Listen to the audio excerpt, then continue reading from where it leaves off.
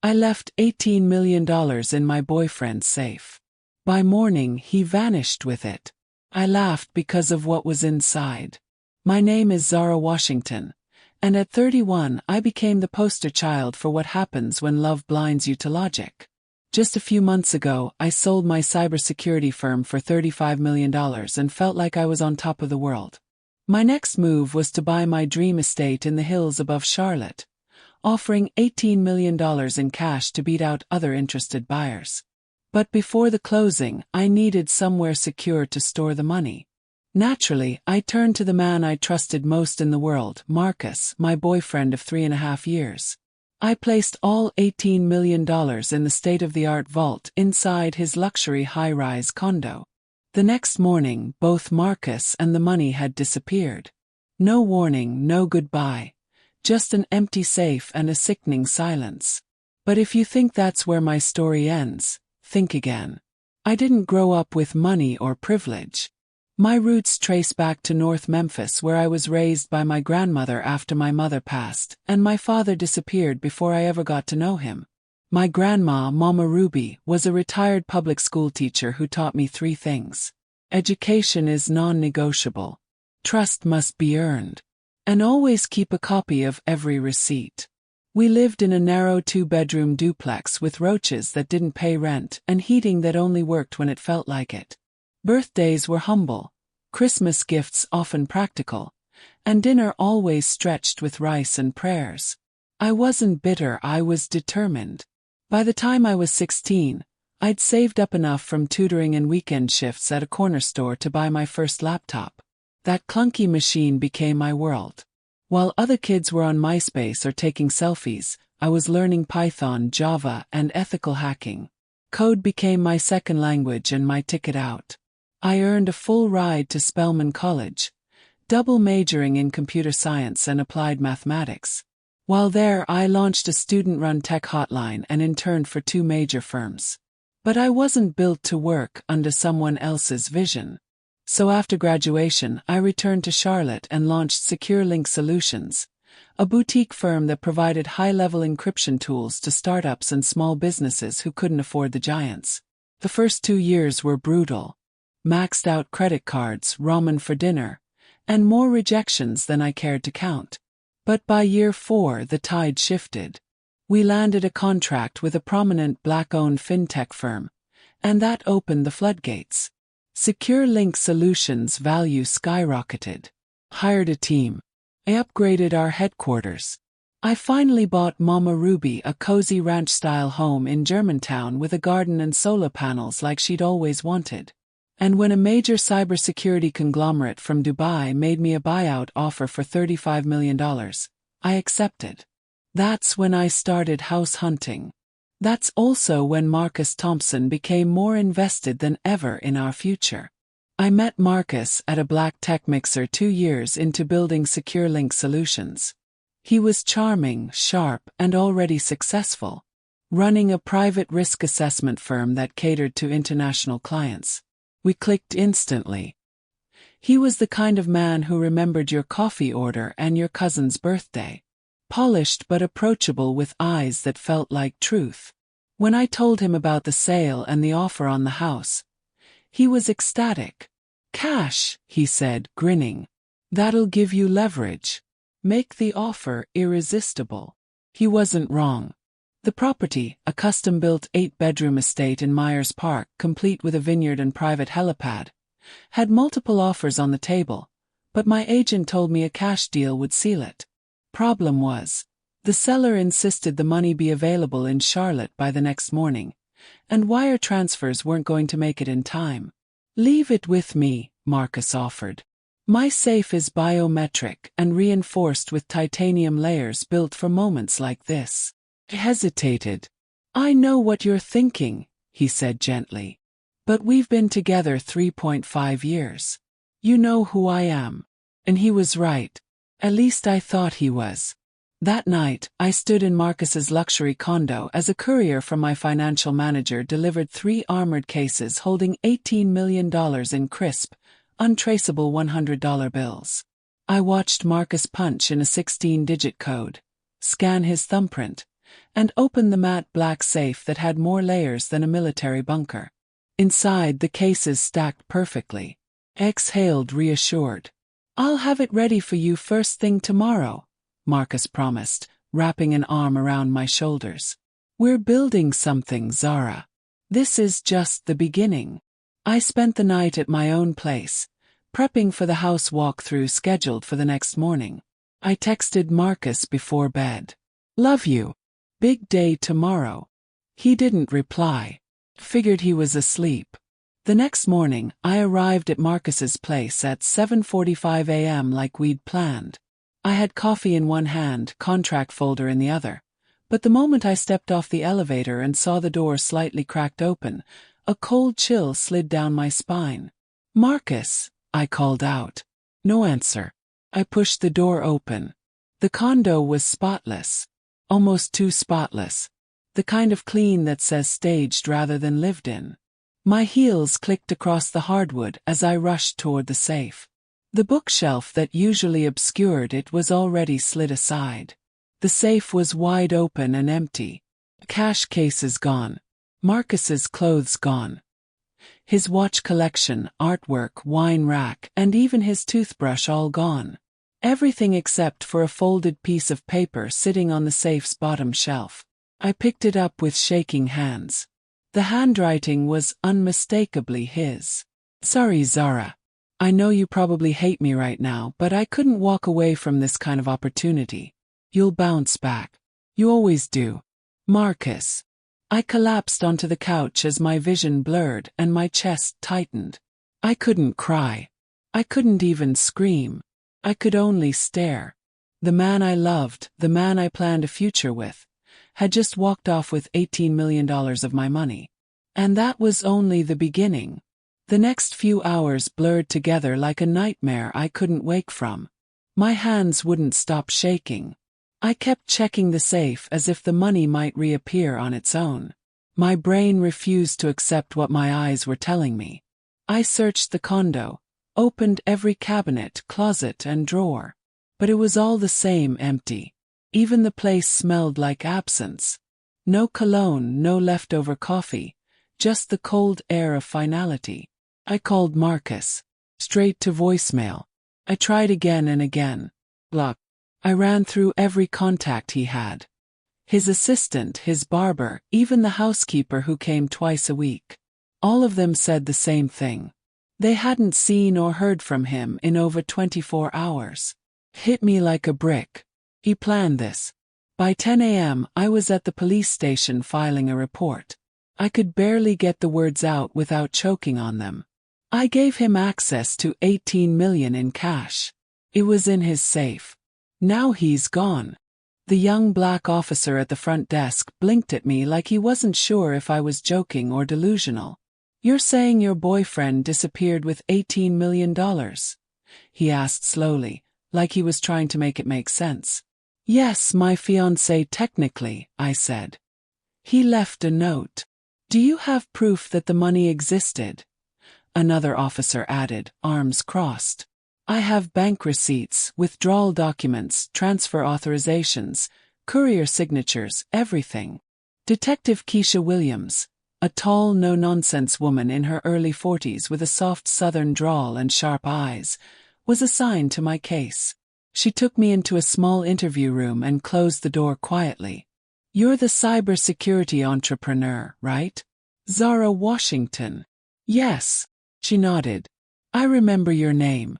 You were featured in Ebony magazine a few months ago. My daughter follows you." I offered a weak smile. Not the way I wanted to go viral. She leaned forward, resting her elbows on the table. "Let's be clear, what he did is theft, but it's complicated because you willingly placed the money in his possession.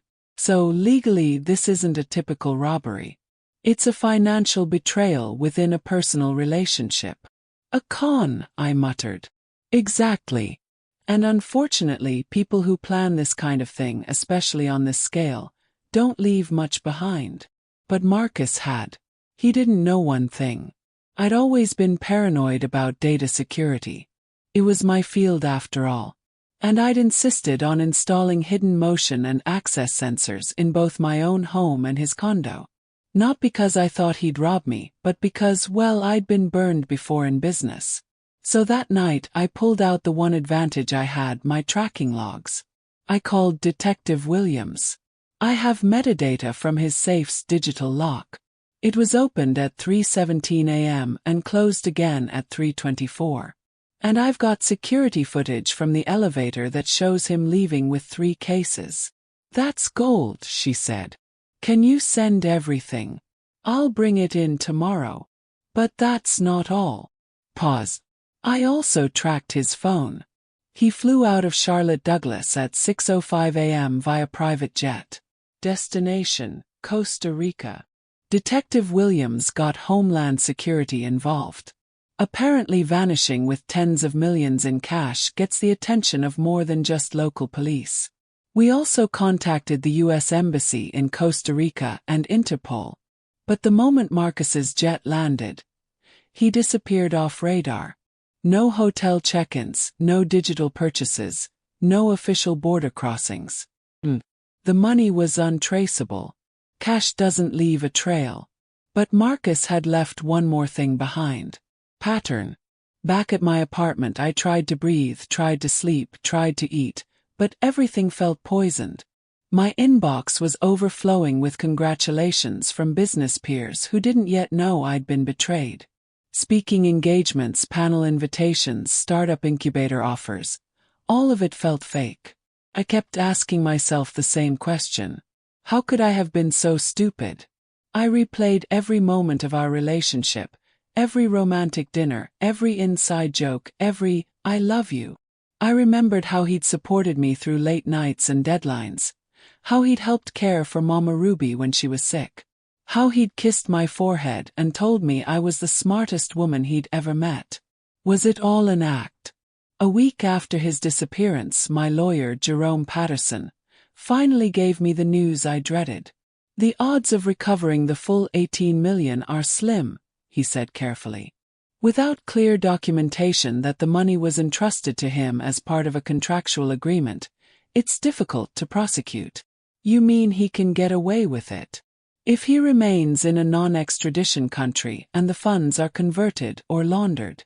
Yes, Zara, I'm sorry. By the end of that week I had shut down completely. Cancelled all meetings. I ghosted social media. I avoided friends.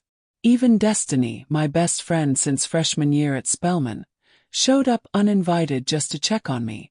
You're not answering my calls, she said, arms crossed as she stood in my kitchen. And don't say you're fine, 'cause you're dressed like depression.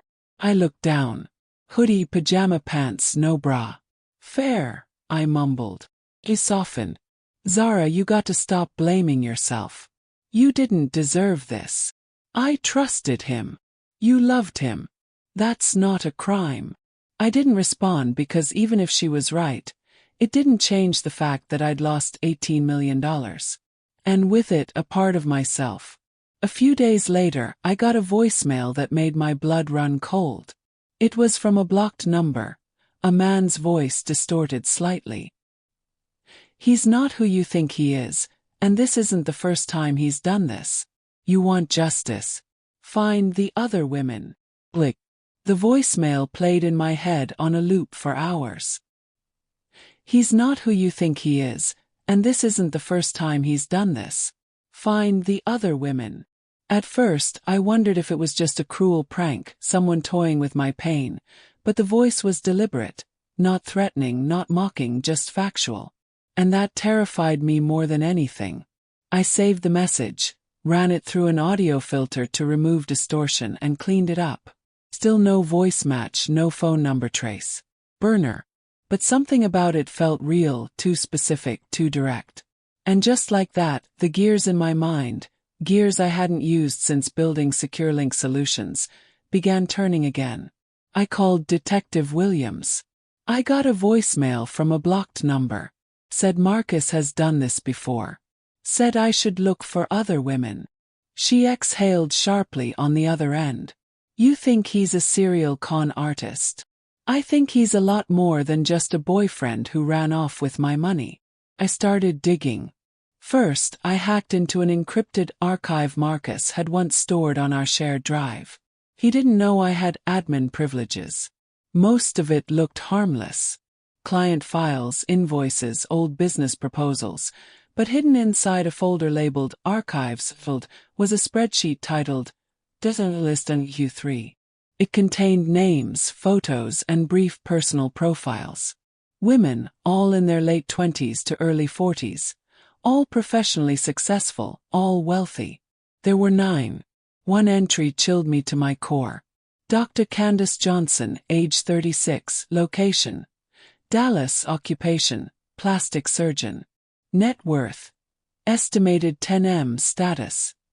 Engaged, working on access point. What the hell? Each entry included notes like weak family ties, emotional history, parental loss, tendency to trust early, and under my name, Zara Washington. Status. Trust 95% complete. Safe access confirmed. Phase. Exit plan scheduled. Vault secure. I backed away from my screen. Stomach flipping. I hadn't been his girlfriend. I'd been a target. Armed with this new evidence, I reached out to one of the names, Candace Johnson. She didn't answer my call, but I sent her a message with a screenshot of the dossier and my photo beside it.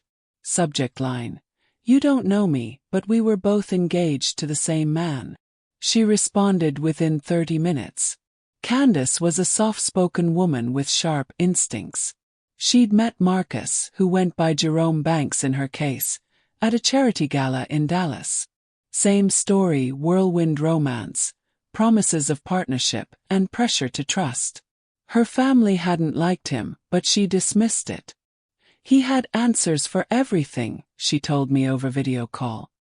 He made me feel like I was the only woman in the world.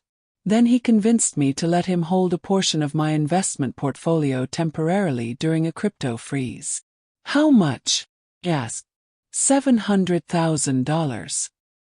He took $18 million from me, I said flatly. Candace closed her eyes. God. And he has a list, Candace. With your name, mine, 7 other women. This wasn't an accident. This was a system. With help from Candace and another woman on the list, Sasha Freeman, a venture capitalist from Detroit who lost $2.1 million, we formed a private group chat called the Phoenix Circle. We weren't just survivors. We were a task force. We shared details, timelines, receipts, emails, calls, even old photos. Marcus had used different aliases, but the patterns were the same. His business was deception. His clients were women with assets. His weapon was intimacy. Detective Williams couldn't open an official multi-state case without federal authorization, but she agreed to coordinate what she could locally. Meanwhile, I reached out to my old contacts in cybersecurity, including Terrell Davis, who ran a digital forensics lab in Austin. You want to track a ghost, he said when I explained. But ghosts leave footprints too. You just got to know where to look. Terrell traced Marcus's last known location to Panama through encrypted travel records under the name Tyler Hayes. The same burner phone had pinged near a private beach resort 48 hours earlier. By the next morning, Marcus's digital trail went dark again, but the Phoenix Circle were awake now. Sasha offered to hire a private investigator. Candace began talking to a journalist from a women's finance podcast. I called Jerome and asked what it would take to start building a legal case for patterned financial fraud across state lines. This may be your way back, he told me. Not just legally, emotionally. That night, I sat in my apartment rereading the note Marcus had left in the safe. You'll bounce back. You always do. And he was right. But what he didn't expect was that I wouldn't just bounce back. Come back for him. 2 months had passed since Marcus vanished with the $18 million. But now I wasn't just waiting for justice. I was engineering it. And I wasn't alone anymore. The women in our group, the Phoenix Circle, had gone from strangers to sisters in survival. Between us, we'd mapped out everything we knew. aliases, accounts, travel habits, even the exact phrases Marcus had used to manipulate us. Candace had the tech guy boyfriend. Sasha had the elite investigator. And I had the receipts and the rage. Each woman's story was different, but the structure was the same.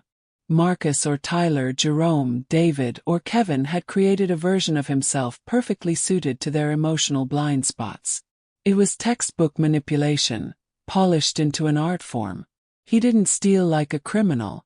He extracted like a surgeon. The real break came when Sasha's investigator traced a shell company in Panama connected to a luxury property Marcus had purchased using cash. Terrell, my hacker friend, combed through the wireframe of Marcus's digital aliases. He identified a single email address that had been used to verify at least 3 of his fake identities. And from that we got a pattern. Marcus was still using burner email accounts, each one masked through a VPN. But he made one mistake.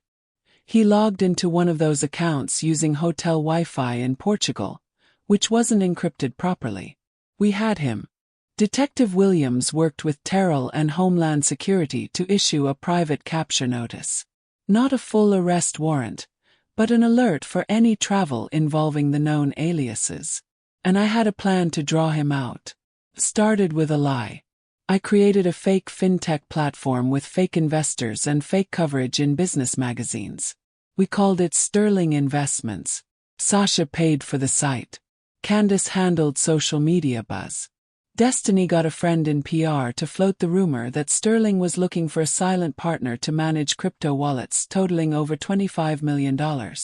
Within 10 days, a David Mitchell reached out from a familiar domain. The email was casual, confident, Marcus to the bone. I've worked with high net worth clients globally. Discretion is my middle name. Let's set up a call. I told the girls. He's biting. We set up a Zoom under a fake name. Amara Fields, a supposed managing partner from Sterling. Marcus appeared with a new beard, longer hair and sunglasses, but I recognized him instantly. That same slick calm, that same smirk just below the surface. He thought he was the smartest person in the room. Amara asked him detailed financial questions, most of which were deliberately fake, designed to trip up a real professional.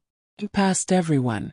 By the end of the call, Amara said she'd like to fly him out to Lisbon for a private meeting with the company's board. He agreed.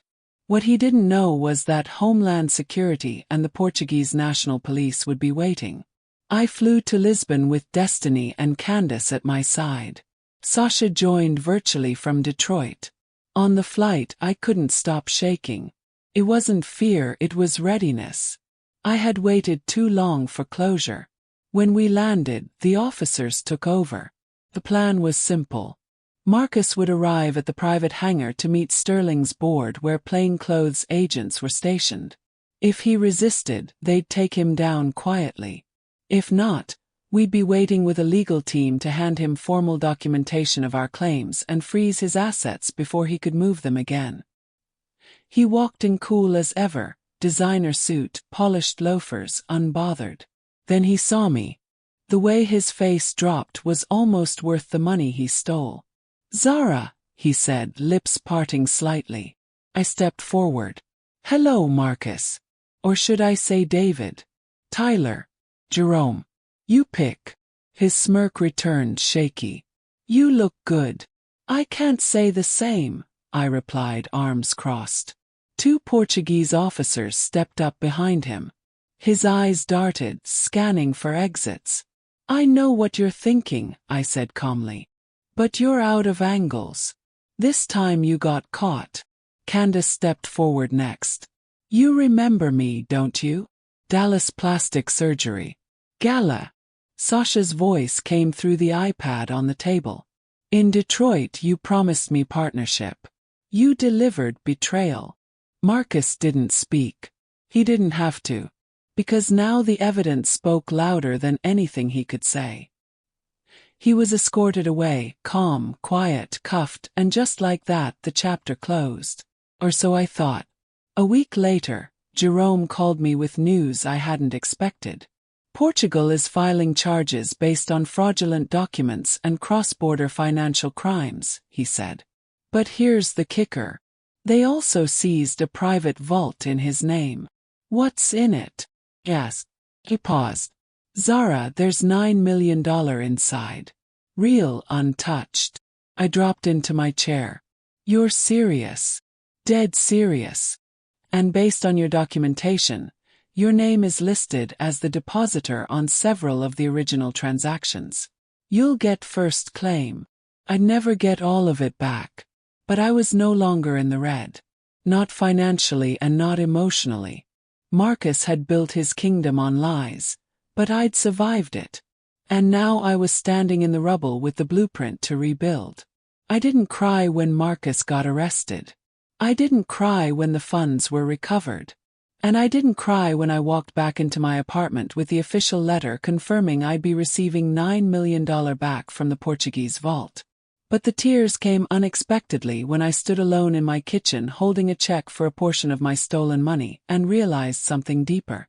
I wasn't broken anymore. I was healing.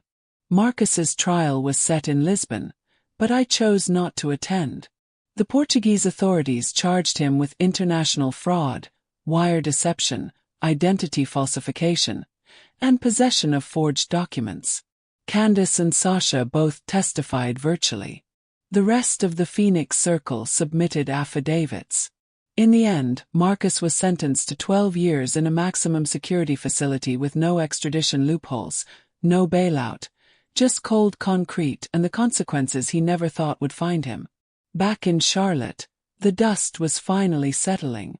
But that didn't mean everything had gone back to normal because I had changed. Destiny and I sat on my new porch, a smaller home nestled just outside the city, away from the flash and pressure of Myers Park or the high-rise skyline. It wasn't the $18 million estate I'd planned to buy. It was better. Felt like peace. You really did it, Destiny said, watching the light from the setting sun turn the trees gold. You got him. You got your money, and you didn't lose your soul in the process. I almost did, I admitted, sipping ginger tea. But I learned how to hold on to the part of myself that mattered. She nudged me. You going back to tech? Sort of, I replied. I started a fund, the Washington Legacy Initiative.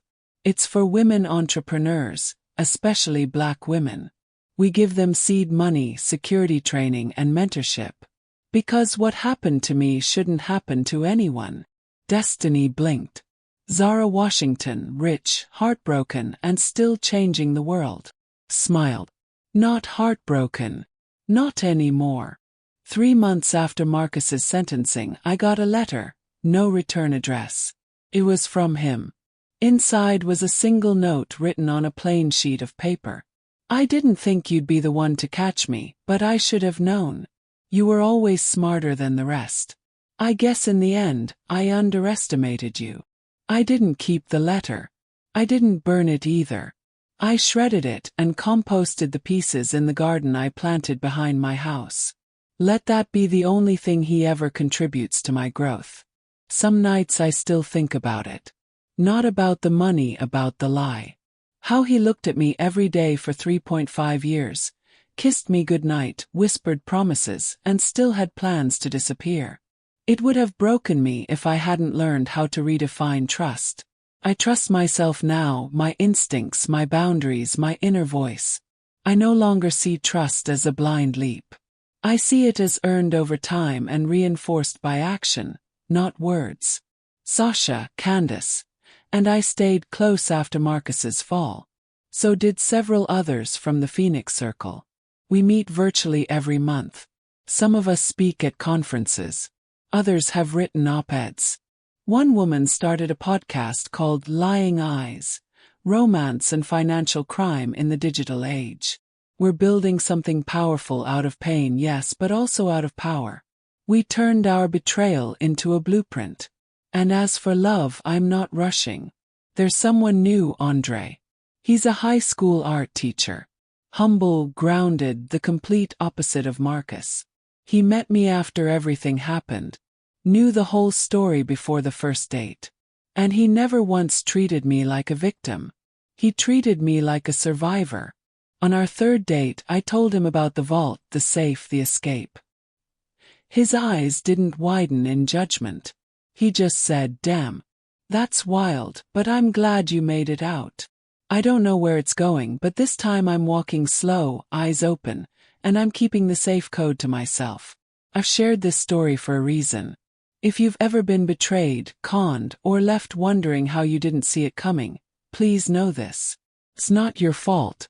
Clever doesn't always see evil coming. Smart doesn't always stop love from blinding you. And strong doesn't mean you don't hurt, but you can heal. You can rise and you can rebuild stronger, wiser, and more whole than before. Hi besties. If my story resonated with you, drop a comment and share yours. Hit like, subscribe, join a community of survivors who aren't ashamed of what they lost because we know who we became. And sometimes the person you become after the betrayal is the version you were meant to be all along. Thank you for listening, and remember, trust wisely but never stop trusting completely.